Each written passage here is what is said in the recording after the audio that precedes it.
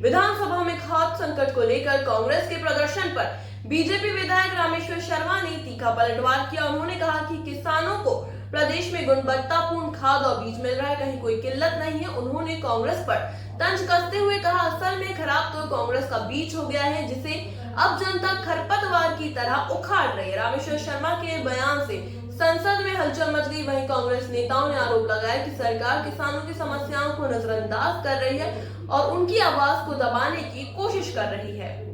विधानसभा में खाद्य संकट को लेकर कांग्रेस के प्रदर्शन पर बीजेपी विधायक रामेश्वर शर्मा ने तीखा पलटवार किया। उन्होंने कहा कि किसानों को प्रदेश में गुणवत्तापूर्ण खाद और बीज मिल रहा है, कहीं कोई किल्लत नहीं है। उन्होंने कांग्रेस पर तंज कसते हुए कहा, असल में खराब तो कांग्रेस का बीज हो गया है, जिसे अब जनता खरपतवार की तरह उखाड़ रही है। रामेश्वर शर्मा के बयान। देखिए, चाहे खाद हो बीज हो, मध्य प्रदेश के किसानों को, हिंदुस्तान के किसानों को खाद बीज गुणवत्ता के साथ संपूर्ण भारतवर्ष में मिल रहा है।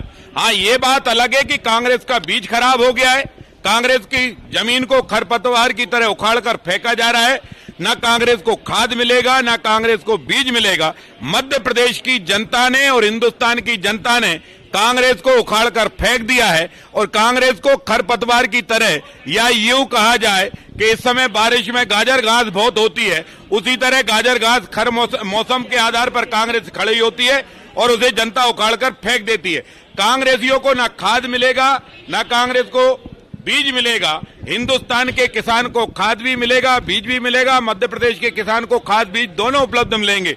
और आज भारत के प्रधानमंत्री जी कल भारत के किसानों के लिए किसान फसल बीमा योजना में और किसान सम्मान निधि की किस्तें भी डाल रहे हैं और किसानों की फसल उचित मूल्य पर खरीद रहे हैं। डॉक्टर मोहन यादव जी की जो सरकार है, वो हमारी सरकार गरीब और किसान कल्याण की सरकार है, बहन बेटियों के उज्जवल भविष्य के काम करने वाली सरकार है। हाँ, कांग्रेसियों, तुम्हारा खाद बीज खत्म हो गया, इसमें हम क्या करें।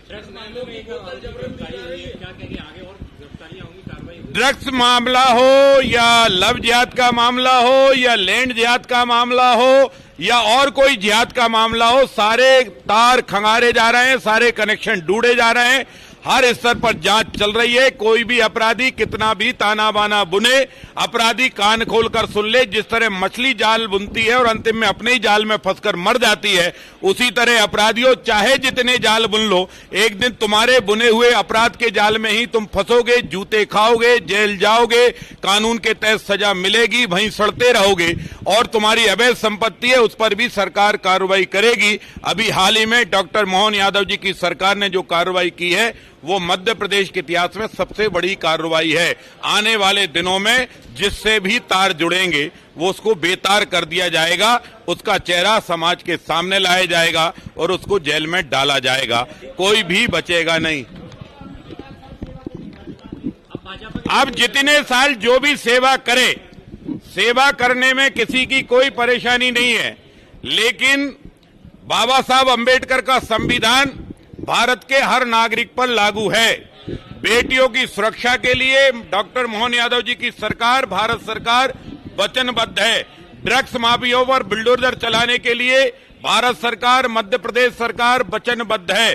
सरकारी लैंड पर अपनी इमारत खड़ी करके दूसरों पर तानाशाही करने वाले गुंडों को कुचलने के लिए सरकार वचनबद्ध है। सरकार बाबा साहब अंबेडकर के संविधान के तहत चलेगी। अपने नागरिकों की, अपनी बेटियों की, अपने बेटा बेटियों के सबकी सुरक्षा करेगी।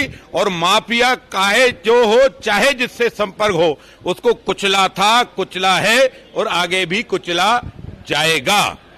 अब